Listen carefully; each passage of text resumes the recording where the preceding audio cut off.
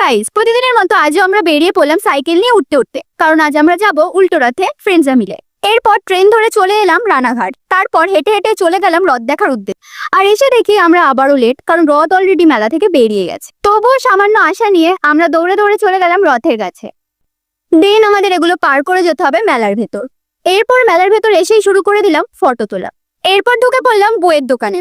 না, বই কিনতে না, ফটো তুলতে। এরপর বেরোতেই যাচ্ছিলাম, কিন্তু অতি বৃষ্টি এসে আটকে দিল আমাদের। এরপরই হঠাৎই আমাদের চোখে পড়লো শিক্ষিত আলুর দোকান। এরপর বেরিয়ে পড়লাম মেলা থেকে, আর রাস্তায় দেখতে পেলাম একটা ছোট্ট রথ, যেটা খুবই সুন্দর ছিল। আর একটা কাকু এসে আমাদের দিল প্রসাদ। আর আজকেও আমরা ফুচকা খেতে খেতে যাচ্ছিলাম স্টেশনে। আর স্টেশনে ঢোকার আগেই দেখি ট্রেন আমাদের ছেড়ে চলে গেছে। আর পরের ট্রেন আসতে অনেক দেরি, তাই আমরা কোল্ড ড্রিঙ্কস খেয়ে নিলাম সবাই মিলে। এরপর ট্রেন চলে এলো, এবার আমাদের বাড়ি ফেরার পালা। দেখা হবে তোমাদের সাথে নেক্সট ব্লগে। আর ভিডিওটা ভালো লাগলে like, comment, share and subscribe করে দিও।